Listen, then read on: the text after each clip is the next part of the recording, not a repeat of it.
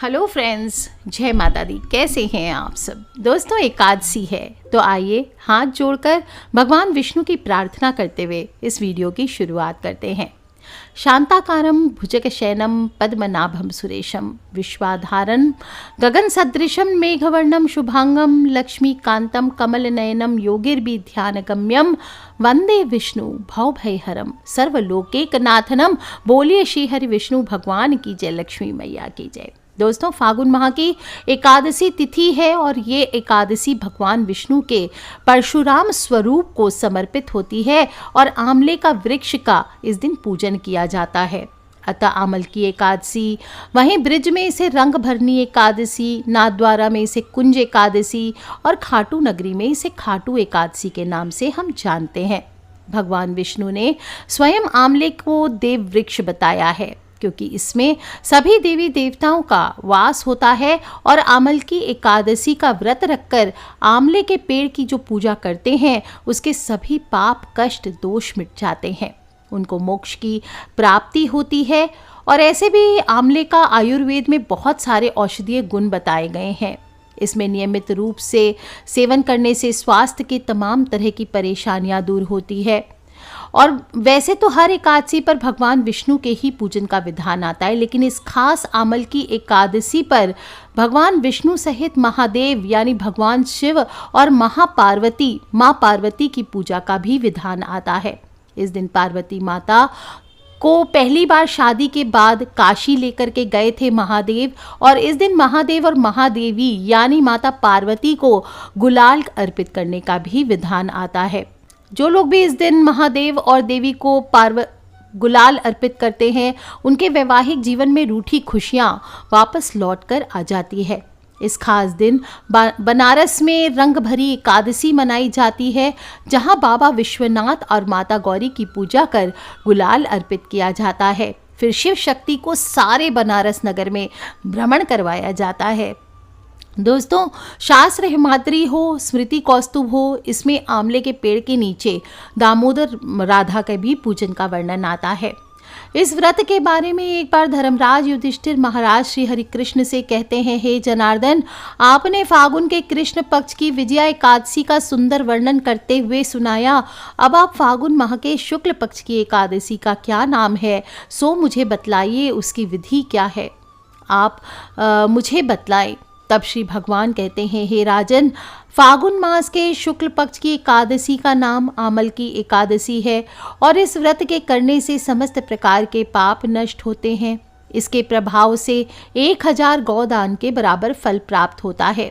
इस व्रत के करने से समस्त पाप नष्ट होते हैं। अब मैं आपको महर्षि वशिष्ठ जी द्वारा राजा मांधाता को सुनाई गई पौराणिक कथा के बारे में बताता हूँ, आप इसे ध्यान पूर्वक सुने।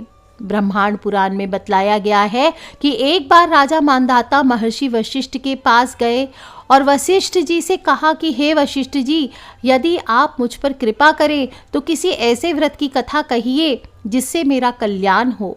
महर्षि वशिष्ठ बोले, हे राजन, सब व्रतों से उत्तम और अंत में मोक्ष देने वाले आमल की एकादशी के व्रत का मैं वर्णन करता हूँ।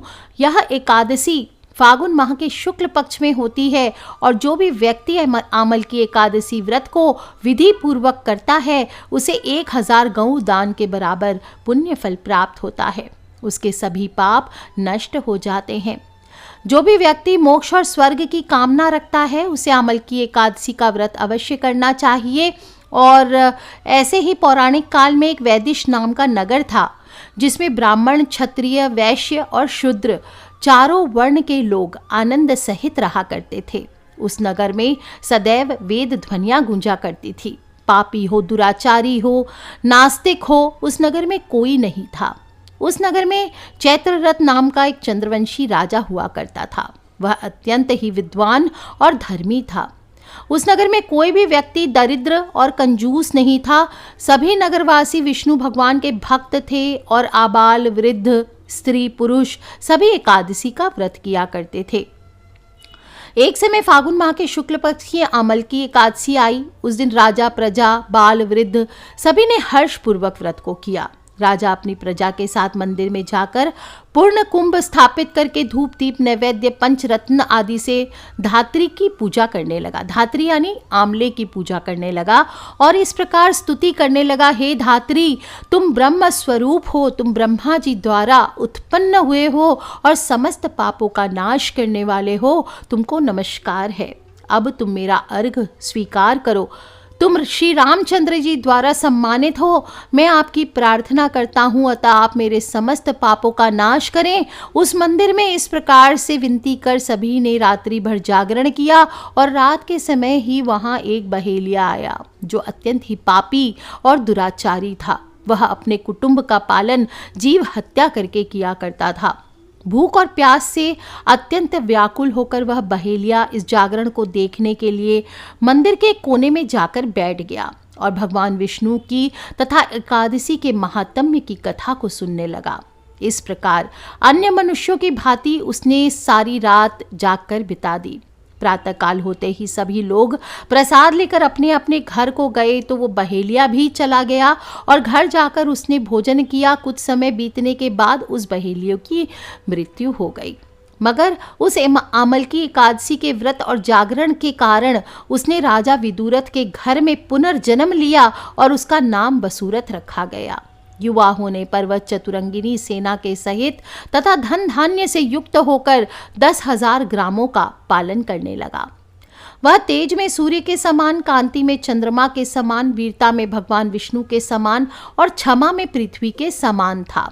वह अत्यंत ही धार्मिक, सत्यवादी, कर्मवीर और विष्णु भक्त हुआ और प्रजा के समान भाव से पालन करने वाला था।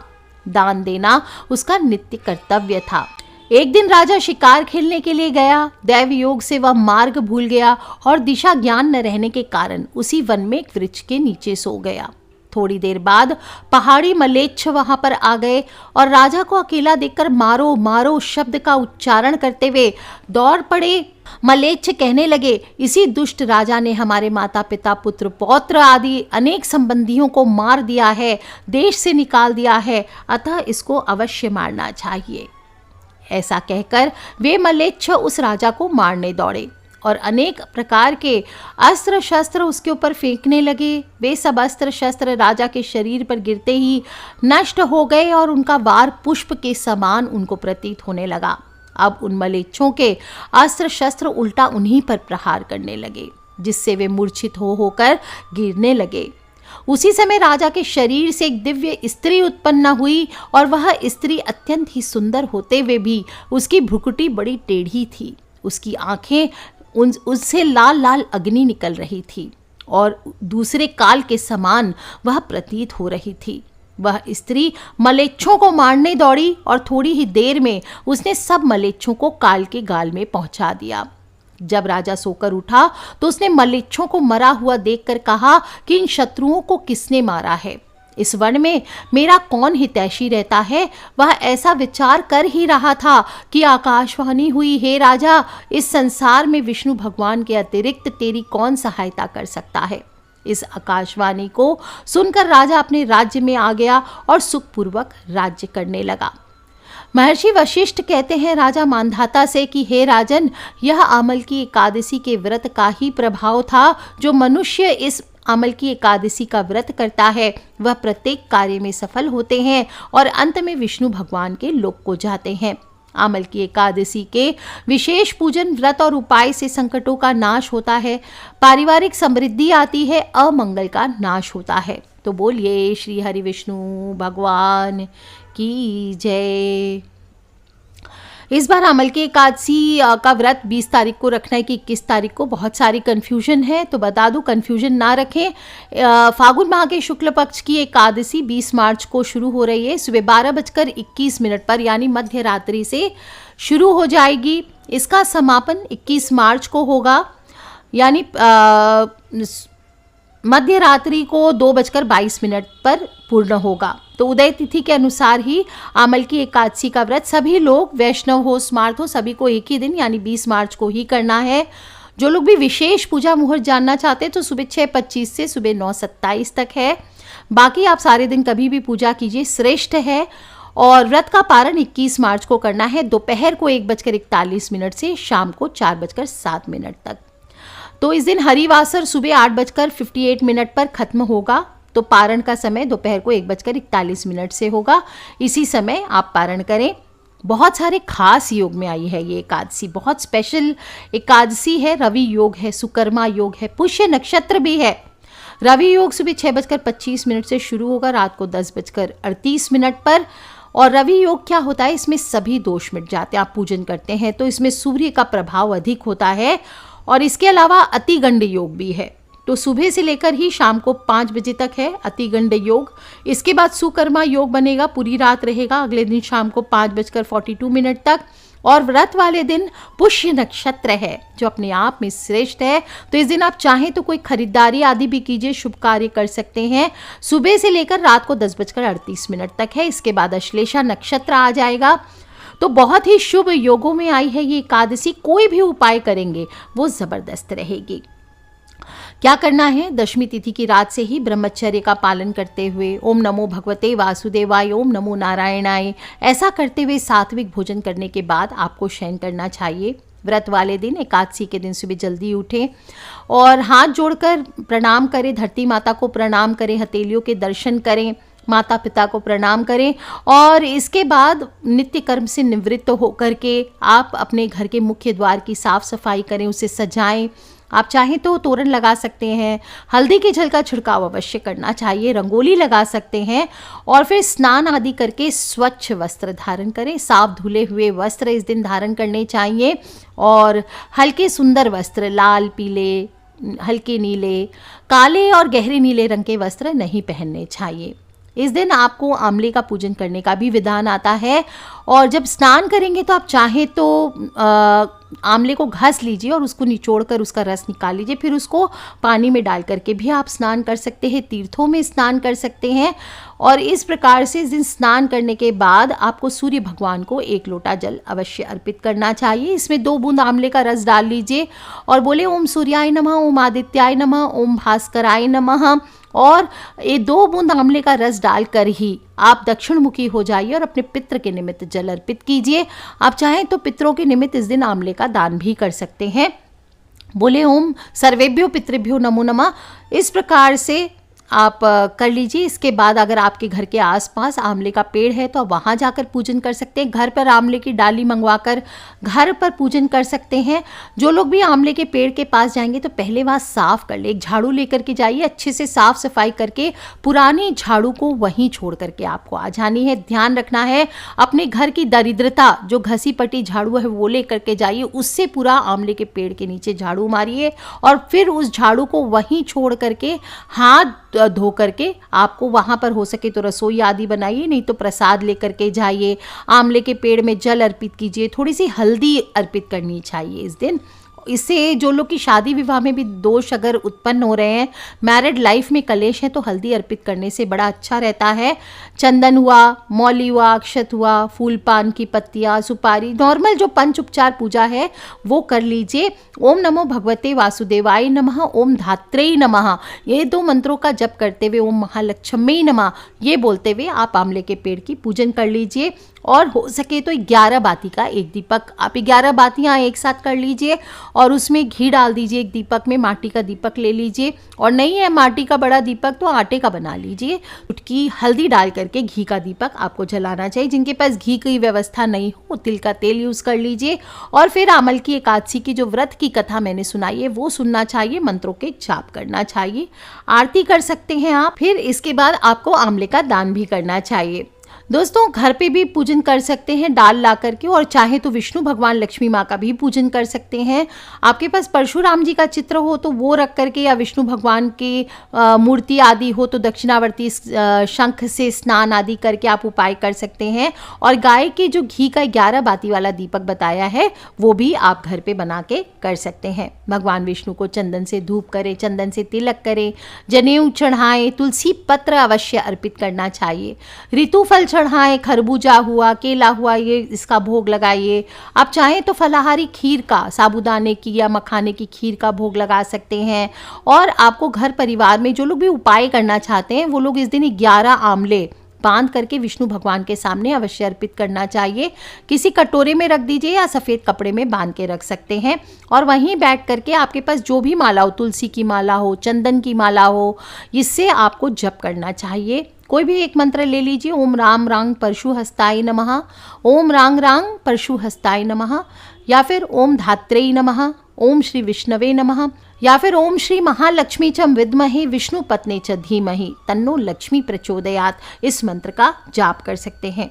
दोस्तों, इस दिन जो भी मनुष्य सच्चे मन से मंत्रों का जाप करता है, उसके जीवन के सभी संकट दूर होते हैं, जीवन में सकारात्मकता आती है।